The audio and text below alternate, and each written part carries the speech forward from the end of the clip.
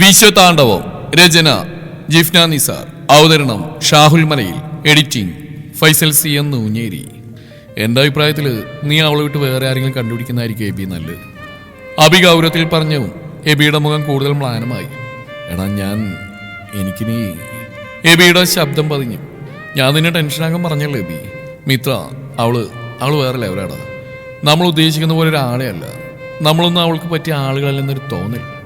അബി പറഞ്ഞതിൻ്റെ അർത്ഥം എബിക്ക് നന്നായിട്ട് അറിയാം. പക്ഷേ വിട്ടുകളയാൻ ഒക്കുമോ തനിക്ക് അവളെ? തൻ്റെ ഇഷ്ടത്തിന് ഒരുപാട് വർഷങ്ങളുടെ പഴമയൊന്നും അവകാശപ്പെടാനില്ല. എങ്കിലും മറ്റാരോടും തോന്നാത്ത വിധം ഒരു ഇഷ്ടം അവളോടുണ്ടെന്ന് തിരിച്ചറിഞ്ഞ നിമിഷം മുതൽ മിത്ര ടെന്നീസ് മാത്യു തൻ്റെ സ്വന്തമായിരുന്നു. ഇപ്പോഴും അവൾ തൻ്റെ ഇഷ്ടത്തിന് നേരെ നോ പറഞ്ഞിട്ടില്ല, യെസും പറഞ്ഞിട്ടില്ല. എബിയുടെ മനസ്സ് സംഘർഷത്തിലാണ്. കാത്തിരിക്കുക എന്നൊക്കെ ഇപ്പം എനിക്ക് തോന്നുന്നെങ്കിലും എൻ്റെ മനസ്സ് പറയുന്നുണ്ട് എബി, അത് വെറുതെ ആവുന്നു. അബി അത് പറഞ്ഞിട്ട് അവനെ നോക്കി. എബിയുടെ വിളറി വെളുത്ത മുഖം കണ്ടിട്ടാണ് അബി പിന്നെ ഒന്നും പറയാഞ്ഞത്. നമുക്കൊരു കോഫി അടിച്ചാലോ മിത്ര? കുറച്ചു നേരമായി ടീനയ്ക്ക് എഴുന്നേറ്റ് പോകാനൊരു തോന്നലുണ്ട്. എന്നാൽ പരിപാടികൾ അങ്ങേയറ്റ ആവേശത്തിൽ കണ്ടുകൊണ്ടിരിക്കുന്ന മിത്ര വരില്ലെന്ന് തോന്നിയുകൊണ്ടാണ് ടീന അവിടെ തന്നെ ഇരിപ്പുറപ്പിച്ച്. ഇപ്പോഴോ? ടീന പ്രതീക്ഷിച്ച പോലെ തന്നെ മിത്ര മുഖം ചൊളിച്ചു. എനിക്ക് വിശക്കുന്നുണ്ട്, രാവിലെ പോരാണ തിരക്കിൽ കാര്യമായിട്ടൊന്നും കഴിച്ചിട്ടില്ല ഞാൻ. ടീന വാരിൽ തടവിക്കൊണ്ട് പറയുമ്പോൾ മിത്രക്കും പിന്നെ ഒന്നും പറയാൻ തോന്നിയില്ല. ടീനയോട് എഴുന്നേൽക്കാൻ പറഞ്ഞിട്ട് അവൾ എഴുന്നേറ്റു. രണ്ടാളും കൂടി പുറത്തേക്ക് നടക്കുമ്പോഴും സ്റ്റേജിൽ കലാപരിപാടികൾ തകർത്ത് നടക്കുന്നുണ്ട്. ആറ് നോക്കി വെച്ച് വീട്ടിൽ എന്തൊക്കെയോ അറ്റകുറ്റപ്പണികൾ ബാക്കിയുള്ളതുകൊണ്ട് ഒരാഴ്ച കൂടി കഴിഞ്ഞ് അങ്ങോട്ട് മാറാൻ കഴിയുമെന്നാണ് അതിൻ്റെ ഓണർ അറിയിച്ച്. ആ ഒരാഴ്ചക്ക് ഇനിയും 3-4 ദിവസങ്ങൾ കൂടി ബാക്കിയുണ്ട്. അതുവരെയുള്ള യാത്രയുടെ ബുദ്ധിമുട്ടുകൾ സഹിക്കുക പിന്നെ നിവൃത്തിയുള്ളൂ. അവരിറങ്ങി ചെല്ലുമ്പോൾ പുറത്ത് കുട്ടികളാരും തന്നെ ഇല്ല. എല്ലാവരും പരിപാടി നടക്കുന്ന ഹാളിനകത്താണ്. ഇന്നിവിടെ ക്യാൻറ്റീൻ ഓപ്പൺ ചെയ്തെന്ന് ആരോ പറഞ്ഞു കേട്ടിരുന്നു, നമുക്ക് അങ്ങോട്ട് പോകാം. ടീന തന്നെയാണത് പറഞ്ഞത്. ഒന്നും മിണ്ടാ തലയാട്ടിക്കൊണ്ട് മിത്ര അവൾക്കൊപ്പം നടന്ന് ചുറ്റും നോക്കി. ചിരിയോടെ നടന്നു പോകുന്നവൾക്ക് മുന്നിൽ ഫസ്റ്റ് ഫ്ലോറിൽ സ്റ്റെപ്പ് ഇറങ്ങി വന്ന അതേ നിമിഷം തന്നെയാണ് രാഹുൽ അവന്റെ ഫ്രണ്ട്സും പൊട്ടിമുളച്ച പോലെ പ്രത്യക്ഷപ്പെട്ടത്. പെട്ടെന്നുള്ള ഞെട്ടിലൊന്ന് പിന്നിലേക്ക് ആഞ്ഞു പോയെങ്കിലും വളരെ വേഗം തന്നെ മിത്ര സ്വബോധം തിരിച്ചു പിടിച്ചു. ടീന അപ്പോഴേക്കെല്ലാം കൈവിട്ടു പോയി എന്നൊരു ഭാവത്തിലാണ്. ഇത്രയും നേരം നടത്തിയ പ്രാർത്ഥനയെല്ലാം വിപരമായി പോയി എന്ന് അവൾ ആ നിമിഷം മനസ്സിലാക്കി. വഴിന്ന് മാറിക്ക്. തനിക്ക് മുമ്പിൽ നിൽക്കുന്നവരോട് മിത്രക്ക് അടുപ്പത്തിൽ പറയുമ്പോൾ അവന്റെ ചുണ്ടിലൊരു പുച്ഛം നിറഞ്ഞു. ഇല്ലെങ്കിൽ വെല്ലുവിളി പോലെ രാഹുൽ ഒന്നുകൂടി അവിടെ അരികിലേക്ക് നീങ്ങുന്നിട്ട് ചോദിച്ചു. മിത്ര വേണ്ടടി. ടീന ദയനീയമായി പറയുന്നുണ്ട്. മിത്ര അവളെയും തുറിച്ചു നോക്കി. എന്ത് വേണ്ടെന്ന്? കഴിഞ്ഞ ദിവസം നീ ഒന്നും വേണ്ട പ്രശ്നം ഉണ്ടാക്കിയെന്ന് പറഞ്ഞോണ്ടാ ഞാൻ നിന്റെ കൂടെ വന്ന്. ആ വരവ് വന്നോണ്ടാ ഇനിയിപ്പോൾ അവൻ വീണ്ടും കുറച്ചുകൊണ്ട് എനിക്ക് മുന്നിലേക്ക് വന്ന്. ഇവന് വേണ്ട പോലെ നിലത്തന്നെ കൊടുത്തു തീർത്തിരുന്നെങ്കിൽ ഇനിയിപ്പോൾ ഇവന് ഇത്രയും ധൈര്യത്തോടെ നമ്മുടെ മുമ്പിൽ വന്ന് നിൽക്കുമായിരുന്നു ടീന. ടീനക്ക് ഉത്തരമില്ലാതായി. മിത്ര പറയുന്നതാണ് ശരി. വേണ്ടത് വേണ്ട സമയത്ത് കൊടുത്തീർത്താൽ തീരാവുന്ന പ്രശ്നങ്ങളെയാണ് തിരിഞ്ഞോടിയും വെറുതെ വലിച്ചു നീട്ടിയും പിന്നെയും പ്രശ്നങ്ങൾ സൃഷ്ടിക്കുന്നത്. അതിലൊന്നും ടീനയ്ക്ക് എതിരഭിപ്രായമില്ല. പക്ഷെ മുന്നിൽ നിൽക്കുന്നവന്റെ നോട്ടവും ഭാവങ്ങളും അതാണ് അവളെ ഭയപ്പെടുത്തുന്നത്, വീണ്ടും വീണ്ടും തിരിഞ്ഞോടാൻ പ്രേരിപ്പിക്കുന്നത്.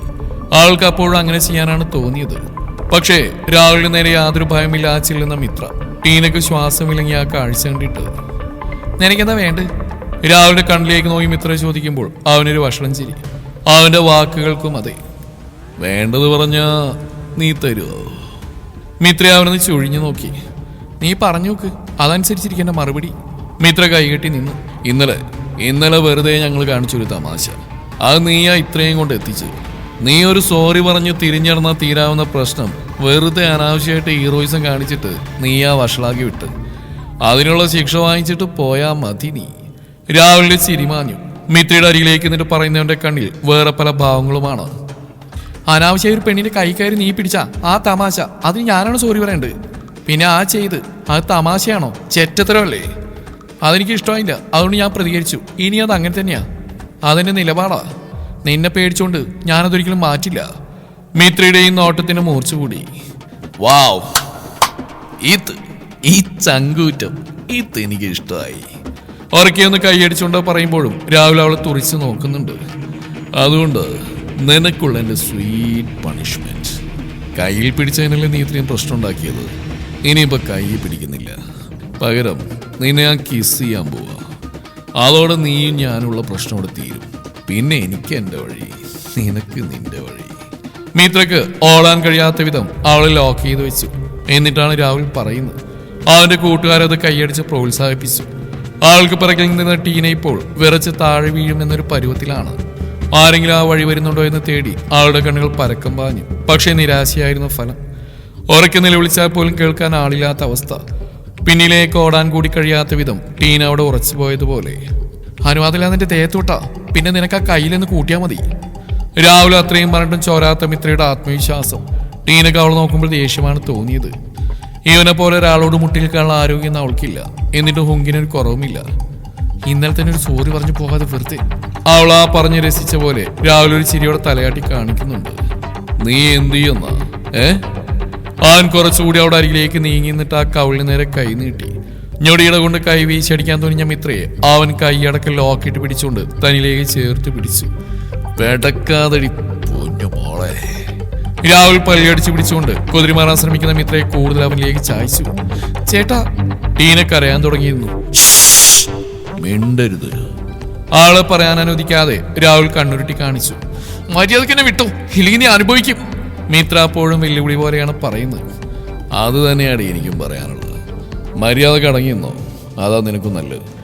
ഇപ്പൊ ഞാനൊരു കിസ് മാത്രമേ പ്രതീക്ഷിക്കുന്നുള്ളൂ. കൂടുതൽ നിന്ന് പെടച്ചിട്ട് എന്നെ വെറുതെ പ്രലോഭിപ്പിക്കരുത്.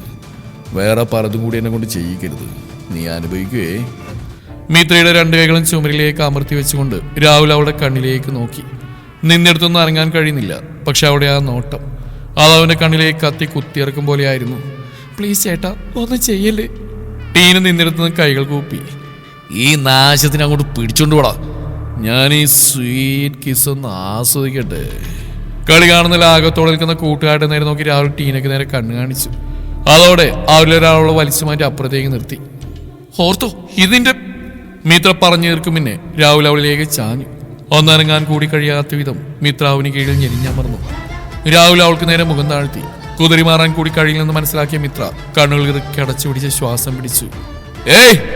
തൊട്ടരികിൽ നിന്നൊരു ഗൗരവം നിറഞ്ഞ വിളിക്കൊപ്പം രാഹുലിന്റെ ഭാരം കൂടി തന്നിൽ നിന്ന് അകന്നു മാറിയ നിമിഷം മിത്ര കണ്ണുകൾ വലിച്ചുറന്നു. കൺമുമ്പിൽ നിൽക്കുന്നവനെ കണ്ടിട്ട് അവളുടെ മുഖം ചുളിഞ്ഞു. കറുപ്പ് കളർ ഷർട്ടും ക്രീം കളർ പാന്റും ഒക്കെ ഇട്ട് അടിപൊളി ലുക്കിൽ നിൽക്കുന്ന ചെറുപ്പക്കാരൻ. എന്താ ഇവിടെ? രൂപം പോലെ തന്നെ ആരെയും ആകർഷിക്കുന്ന ശബ്ദം. അതിനേക്കാളും ഇത്ര ശ്രദ്ധിച്ച് അവന്റെ ആ കണ്ണുകളെയാണ്, അതിലെ തീക്ഷ്ണതയാണ്. ഇവിടെ ഇനി എന്താണെങ്കിലും അത് ചോദിക്കാൻ നീ ആരടാ? വെറുതെ ഷോ കാണിക്കാണ്ട് ചേട്ടൻ ചെല്ലും. രാഹുൽ പുച്ഛത്തോടെ മുന്നിൽ നിൽക്കുന്നവനെ നോക്കി. അവന്റെ നോട്ടം അപ്പോൾ മിത്രയുടെ നേരെയായിരുന്നു. ഫോട്ടോയിൽ കണ്ട പോലെയല്ല, അതിനേക്കാൾ ഭംഗിയുണ്ട് നേരിട്ട് കാണുമ്പോൾ. പക്ഷെ ആ കണ്ണുകളുടെ തിളക്കം അത് അതുപോലെ തന്നെ. മിത്രയുടെ നേരെ തന്നെ സൂക്ഷിച്ചു നോക്കി നിൽക്കുമ്പോൾ വിഷയുടെ ഉള്ളിൽ അതായിരുന്നു. പെട്ടെന്ന് തന്നെ അവിടെ കണ്ട ആശ്വാസത്തേക്കാൾ അപായപ്പെടുത്താൻ ശ്രമിച്ചവന്റെ കയ്യിൽ നിന്ന് രക്ഷപ്പെട്ടു എന്നൊരു ചിന്തകളൊക്കെ മുന്നിൽ നിൽക്കുന്ന ഒരു ഭാവം ആ കണ്ണുകൾക്ക്. തോറ്റുതരില്ലെന്നൊരു വെല്ലുവിളിയുടെ തീവ്രത, വീര്യം വിശു അവളിൽ നിന്ന് നോട്ടം മാറ്റിയില്ല. താനിങ്ങോട്ട് വന്നില്ലായിരുന്നുവെങ്കിലും രാഹുലിന്റെ കയ്യിൽ നിന്നും ഇത്ര രക്ഷപ്പെട്ടു പോകുമായിരുന്നു എന്നാണ് വിശുക്ക് അവളുടെ കണ്ണുകളിൽ നിന്ന് മനസ്സിലായത്. തോൽപ്പിക്കാൻ കഴിയില്ലെന്നൊരു ശാഠ്യം അങ്ങനെ നിറഞ്ഞു നിൽക്കുന്നു. അത് ശരി, എന്നെ ഉപദേശിക്കാൻ വന്നിട്ടിപ്പോ ചേട്ടൻ വായി നോക്കുവാണോ? രാഹുലിന്റെ സ്വരമാണ് വിശ്വമിത്രയിൽ നിന്ന് നോട്ടം തിരിച്ചെടുക്കാൻ പ്രേരിപ്പിച്ച്. ഇവിടെന്നായിരുന്നു പരിപാടി? വിശ്വ വീണ്ടും രാഹുലിന് നേരെ തിരിഞ്ഞു. എന്റെ ചേട്ടാ, നിങ്ങൾ വിചാരിച്ച പോലെ ഒന്നുമല്ല. ഞങ്ങളൊരു കിസ് അടിക്കാൻ നോക്കിയതാ. ഇവളാ എന്നോട് ഇങ്ങോട്ട് കയറി ആവശ്യപ്പെട്ട് തന്നെ. ഞങ്ങളിത് ആദ്യമായിട്ടൊന്നുമല്ല, പക്ഷെ ചേട്ടൻ നശിപ്പിച്ചു. ആ ഫ്ലോ അങ്ങ് പോയി. രാഹുൽ പറഞ്ഞെടുത്തു മുന്നേ മിത്രയുടെ കൈ അവന്റെ മുഖത്ത് പതിഞ്ഞിരുന്നു. വിശ്വ ഞെട്ടിക്കൊണ്ട് അവളെ നോക്കി. ചോര തൊട്ടെടുക്കാൻ പാത്തിന് ചുവന്നു പോയ മുഖം, ദേഷ്യം നിറഞ്ഞു നിൽക്കുന്ന കണ്ണുകൾ. അനാവശ്യം പറയുന്നോടാ! പല്ലിയടിച്ചുകൊണ്ട് പറഞ്ഞതും ഒരു പ്രാവശ്യം കൂടി ആ കൈകൾ രാഹുലിന്റെ മുഖത്ത് മുദ്ര പതിപ്പിച്ച് കഴിഞ്ഞു. അപ്രതീക്ഷിതമായി കിട്ടിയ അടിയുടെ ആഘാതത്തിലാണ് രാഹുലും. അങ്ങോട്ട് വന്നെത്തി നോക്കി അവന്റെ കൂട്ടുകാരും അവരുടെ മറവിൽ നിൽക്കുന്ന ടീനയും എല്ലാവരും പകച്ചു പോയിട്ടുണ്ട്. എടീ! രാഹുൽ അവൾക്ക് നേരെ നോക്കി പല്ലിയടിച്ചു. അലറണ്ട, പറഞ്ഞില്ലേ ഞാൻ നിന്നോട് എന്നെ കയറി ചൊറിയണ്ടെന്ന്. നീ കണ്ട പോലെയോ കരുതിയ പോലെയോ ഒരാളല്ല ഞാൻ. മിത്ര ലേവരേശം പോലും ഭയമില്ലാതെ രാഹുലിന് മുന്നിലേക്ക് കയറി നിന്നു. നീ ആരെന്നോ എന്തെന്നോ എന്തിന് നിന്റെ പേര് പോലും എനിക്കറിയില്ല. എന്നിട്ട് ഇന്നലെ നീ യാതൊരു ആവശ്യമില്ലാതെ ഇങ്ങോട്ട് വന്നിട്ട് പ്രശ്നം ഉണ്ടാക്കി. എന്നിട്ട് ഞാൻ തന്നെ അതിന് സോറി പറഞ്ഞിട്ട് പോണായിരുന്നു അല്ലേ? മിത്രയുടെ മുഖത്തൊരു പരിഹാസം നിറഞ്ഞു. നിന്റെ കണക്കിൽ നീ ഇന്നലെ ചെയ്ത് അത് തമാശയാവും. പക്ഷേ എനിക്കത് അങ്ങനെയല്ല. മനഃപൂർവ്വം സെക്ഷൽ ഹറാസ്മെന്റ് എന്നൊരു ഉദ്ദേശത്തിൽ തന്നെയാ നീ എന്റെ കയ്യിൽ പിടിച്ചെന്ന് എനിക്ക് ഉറപ്പാണ്. അതുകൊണ്ട് തന്നെയാ ഞാൻ പ്രതികരിച്ച്. പക്ഷെ ഇന്ന് തന്ന ഗിഫ്റ്റ് അതെനിക്ക് ഇന്നലെ തരാൻ പറ്റിയില്ല. അതിന്റെ സങ്കടം മാത്രം എനിക്ക്. ഇന്നത്തോടെ അത് തീർന്നു. ഇനി ഞാനും നീയും തമ്മിലൊരു പ്രശ്നവും ഇല്ല. കുഞ്ഞൊരു ചിരിയോടെ തനിക്ക് പറയാനുള്ള മുഴുവൻ യാതൊരു ഭയവുമില്ലാതെ രാഹുലിന്റെ തുറിച്ചു നോട്ടവും ദേഷ്യം അവഗണിച്ചുകൊണ്ട് പറഞ്ഞിരിക്കുന്ന മിത്രയെ നോക്കി നിൽക്കുന്ന വിശ്വ. അവന്റെ മനസ്സിൽ അവളെക്കുറിച്ചുള്ള വളരെ വ്യക്തമായൊരു ചിത്രം പതിയുകയായിരുന്ന ആ നിമിഷം മുതൽ താനിയുള്ള പ്രണയത്തിൽ കുരുക്കിയെടുക്കാൻ നല്ലപോലെ ശ്രമിക്കേണ്ടി വരുമെന്ന് കൂടി അവൻ ആ നിമിഷം മനസ്സിലായി. ആര് പറഞ്ഞിട്ട് ഈ പ്രശ്നം തീർന്നു എന്നുള്ളത്? ഇനിയാ ഇനിയാടി നീയും ഞാനുള്ള ശരിക്കുള്ള പ്രശ്നം. അത് നിനക്ക് മനസ്സിലാക്കി തരും ഞാനും. ഈ രാഹുൽ ആരാണെന്നുള്ളത് നിനക്ക് മനസ്സിലാവും. എനിക്ക് നേരെ കൈ വീശടിക്കാൻ തോന്നി നിമിഷം ഓർത്തുകൊണ്ട് നീ വേദനിക്കും. ഓർത്തോ. രാഹുൽ ആൾക്ക് നേരെ ചീറിയെടുത്തു. ടീന ഭയത്തോടെ മിത്രയുടെ അരിയിലേക്ക് ഓടി വന്നു. മിത്ര മതിയടി, വാ നമുക്ക് പോവാം, വാ പ്ലീസ്. ആൾ മിത്രയുടെ തോളിൽ പിടിച്ചു വിളിക്കൊണ്ട് പറഞ്ഞു. അപ്പോഴും ആ കണ്ണുകൾ രാഹുലിന് നേരെയാണ്. Rahul, nice name. ടീനയുടെ കൈ കുതിരിച്ച് മാറ്റിക്കൊണ്ട് മിത്ര വീണ്ടും രാഹുലിന് നേരെ ചെന്നു. പക്ഷെ കയ്യിലിരിപ്പ് അത്ര ശരിയല്ല, അതുകൊണ്ട് പേര് ചീത്തയാവും. അതേ ചിരിയോടെ മിത്ര അവനെ നോക്കുമ്പോൾ വിശയുടെ ചുണ്ടിൽ ആ ചിരിയുണ്ടായിരുന്നു. മിടുക്കി. ഹൃദയം കൊണ്ടവൻ ആളെ അഭിനന്ദനങ്ങൾ അറിയിച്ചു. പക്ഷേ തൊട്ടടുത്ത നിമിഷം ആളുടെ ചിരിയിലേക്ക് നോക്കിയ വിശ്വക്കൊരു വിങ്ങൽ തോന്നി.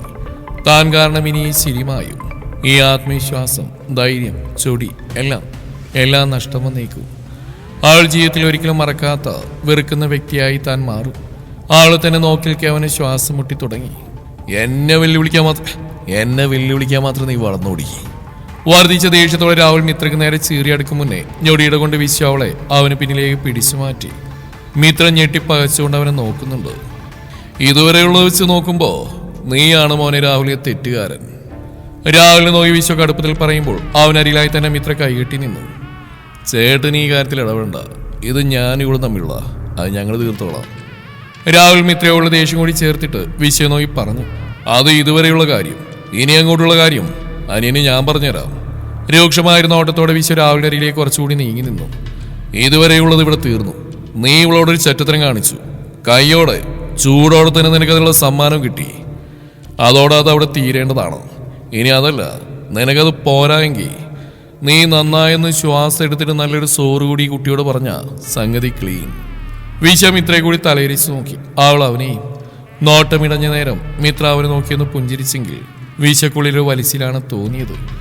അവളിൽ നിന്ന് നോട്ടം മാറ്റി വിശ്വ വല്ലാത്തൊരു ചിരിയോടെ വീണ്ടും രാഹുലിനെ നേരെ നോക്കി. ഇനി അങ്ങനെ പോവാൻ നിനക്ക് വയ്യെങ്കിൽ ഇത്രയും നേരത്തെ നിന്റെ പ്രഹസനെല്ലാം കണ്ടുന്ന ഒരാളെന്ന നിനക്ക് നീ എന്നോടാണ് ഏറ്റുമുട്ടേണ്ടത്, സ്ത്രീകളോടല്ല. ധൈര്യം ഉണ്ടെങ്കിൽ നീ എന്നെ തല്ലി തോൽപ്പിക്കുക. ആണുങ്ങൾ അങ്ങനെയാണ്. വിശ്വ പറയുമ്പോൾ മിത്രക്കൊപ്പം ടീന കൂടി അവനെ കണ്ണെടുക്കാൻ നോക്കി നിൽപ്പുണ്ട്. വിശ്വയുടെ നോട്ടവും ഭാവം കണ്ടതോടെ രാഹുൽ പകച്ചതുപോലെ പിറകിലേക്ക് മാറുമ്പോൾ മിത്രയുടെ ചുണ്ടിലൊരു പരിഹാസശിരി തെളിഞ്ഞു നിന്നു. ഇനിയിപ്പോ ഞാൻ കൂടി ഇടപെട്ട കേസായതുകൊണ്ട് പറയുക, ഇനി മേലാൽ ഇതിന്റെ പേരിൽ ഇതാ ഇവരുടെ നേരെ നിന്റെയോ നിന്റെ കൂട്ടുകാരുടെയോ നിഴൽ പോലും പതിഞ്ഞ ഈ വിശ്വ ആരാണെന്ന് എന്താണെന്ന് നീ ശരിക്കും അറിയും. വിശ്വ രാഹുലിന് നേരെ വിരൽച്ചുകൊണ്ടി. വിശ്വ? മിത്ര ശബ്ദമില്ല എന്ന് പറഞ്ഞു നോക്കി. ധൈര്യമായിട്ട് പോയി കണ്ടാളോ, ഇനിയോ നിങ്ങളൊന്നും ചെയ്യില്ല. ഗൗരവത്തോടെ മിത്രയുടെ നേരെ തിരിഞ്ഞുകൊണ്ട് പറഞ്ഞു. അവളുടെ എരിയുന്ന നോട്ടം അപ്പോഴും രാഹുലിന് നേരെയാണ്. ടീനക്ക് അവിടുന്ന് എങ്ങനെയും പോയാൽ മതിയെന്നായിരുന്നു. അതുകൊണ്ട് തന്നെ വിശ്വ അത് പറഞ്ഞ അതേ സെക്കൻഡിൽ തന്നെ മിത്രയുടെ കൈയും പിടിച്ചവൾ തിരികെ ആളിന് നേരെ തന്നെ ഓടി. ഓടുന്നതിനിടയിലും മിത്ര തിരിഞ്ഞു നോക്കുന്ന കണ്ടിട്ടും വിശ്വ അങ്ങോട്ട് ശ്രദ്ധിക്കാനേ പോയില്ല. തനിക്ക് മുന്നിൽ നിൽക്കുന്ന രാഹുലിന് നേരെ ഒന്നുകൂടി നോക്കിയിട്ട് അവൻ വന്ന പോലെ തന്നെ തിരിഞ്ഞടന്നു. എന്തുപറ്റിയടാ? വന്നതേ ഒരു കുപ്പിവെള്ളം അപ്പാടെ വായിലേക്ക് അമഴ്ത്തി കിതപ്പതുങ്ങ ആ ഷർട്ടിന്റെ മുകളിലെ ബട്ടൺ അഴിച്ചിട്ടുകൊണ്ട് മോങ്കുനിച്ചിരിക്കുന്ന വിശ്വയെ നോക്കി മുരുകൻ ചോദിച്ചു. അതേ ഇരിപ്പിൽ തന്നെ അവൻ ഒന്നുമില്ലെന്ന് തലയാട്ടി കാണിച്ചു. അവരെ കണ്ടു നീ? മുരുകൻ അവന്റെ അടുത്തേക്കിരുന്നു. എങ്ങനെയുണ്ടായിരുന്നടാ ആദ്യ കൂടിക്കാഴ്ച? മുരുകന് നല്ല ആകാംക്ഷയുണ്ടെന്നറിയാൻ. പക്ഷേ വിശ്വ ഒന്നും മിണ്ടാതെ അതേ ഇരിപ്പ് തന്നെയാണ്. എന്തെങ്കിലും ഒന്ന് പറയടാ വിശ്വ. അല്പനേരം കൂടി അവൻ വല്ലതും പറയുമെന്ന് കാത്തിരുന്നിട്ട് ഒടുവിൽ ക്ഷമ കിട്ടുകൊണ്ട് മുരുകൻ വീണ്ടും ചോദിച്ചു. നമ്മൾ വിചാരിച്ച പോലെയൊന്നും അല്ലടാ മുരുക, മിത്ര ടെന്നീസ് ആളൊരു പുലിയാ. ഒരു നെടുവീർപ്പോടെ വീശ മുരുകനെ നോക്കിയത് പറഞ്ഞപ്പോഴും മിത്ര രാഹുലിനെ കൈ വീശടിച്ചതായിരുന്നു അവന്റെ മനസ്സിൽ. നീ എന്തിനാ വെറുതെ ആവശ്യമില്ലാതൊക്കെ ആലോചിച്ച്? നമ്മളിതിന് ഇറക്കിയ ഒരു നിസ്സാരക്കാരിലെന്ന് വക്കീലാകുന്നതിനെ പറഞ്ഞിട്ടില്ലേ? പിന്നെ ഇത്രയും നാളത്തെ പരിചയം വെച്ചിട്ട് അത് നമ്മൾക്ക് ബോധ്യം വന്ന അപ്പൊ പിന്നെ അവരുടെ എതിരാളികൾ, അവർക്ക് പോലും ഭയമുള്ളവർ, അവരെക്കാൾ കേമന്മാര് തന്നെ ആവില്ലടാ. അവിടെയുള്ള അടുത്ത അവകാശിയാ നിന്റെ മിത്രയെന്നും അവർ പറഞ്ഞു. നീ മറന്നോ? എന്റെ മിത്രയോ? മുരുകൻ പറയുന്നതിനിടെ അങ്ങനെ ഒരു പ്രയോഗം വന്ന വിശ്വ കണ്ണുമിഴിച്ചു. ആ കുറച്ച് നാളുകൾ അവിടെ ഇനി നിന്റെ മാത്രമാവുമല്ലോ. ചന്തമുക്കിൽ ഈ റാവുടി വിശ്വയുടെ മാത്രം മിത്ര. ആഹാ! മുരുകൻ ചിരിച്ചുകൊണ്ടോ പറയുമ്പോഴും വിശ്വക്ക് അസ്വസ്ഥതയാണ് തോന്നിയത്. ഇന്നത്തെ അനുഭവങ്ങൾ വെച്ചിട്ട് അതിനുള്ള സാധ്യത ഞാൻ കാണുന്നില്ല മുരുക. വിശ്വ വീണ്ടും ഒരു നെടുവീർപ്പോടെ പറഞ്ഞു കേട്ടതും മുരുകനെ നെറ്റി വിളിഞ്ഞു.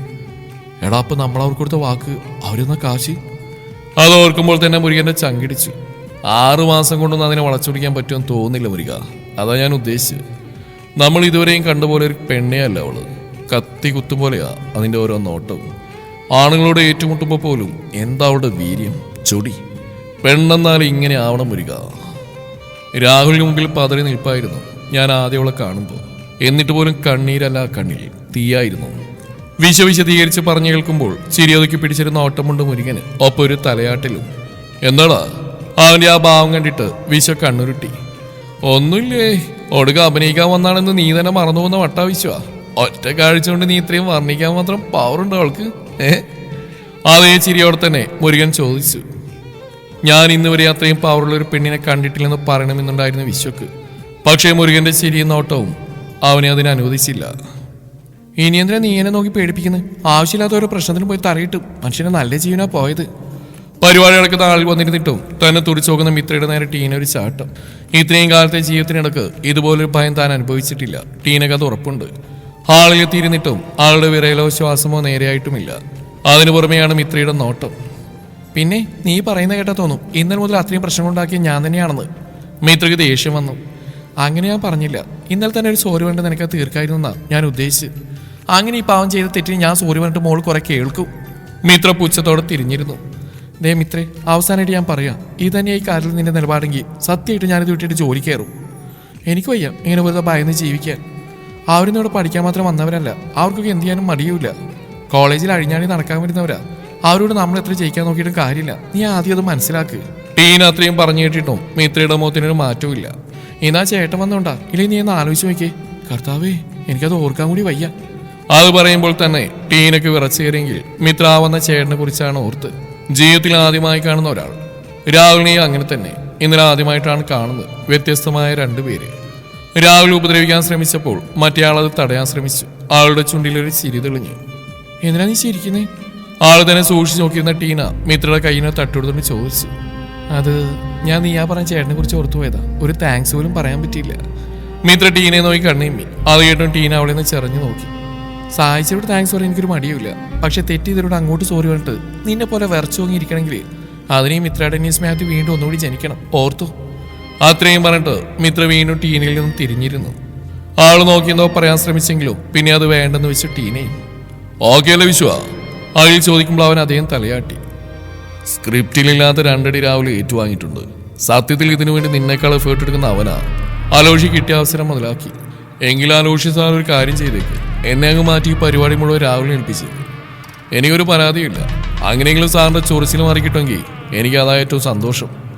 ചിരിച്ചുകൊണ്ട് വിശ്വ അത് പറയുമ്പോൾ അലോഷി അവനെയും തുറിച്ചു നോക്കി. വിശ്വയുടെ മറുപടിയിൽ അവന്റെ ആ ചമ്മൽ ഒളിപ്പിച്ച് പിടിക്കാനുള്ള തത്രപ്പാട് കണ്ടിട്ട് മുരുകനും ചിരി വരുന്നുണ്ട്. വിട്ടേക്ക് വിശ്വ, അവന് തമാശ പറഞ്ഞ. ആലോഷി ഒന്ന് കടുപ്പിച്ചു നോക്കിക്കൊണ്ട് അഖിൽ എപ്പോഴത്തെയും പോലെ രംഗം ശാന്തമാക്കാൻ ശ്രമിച്ചു.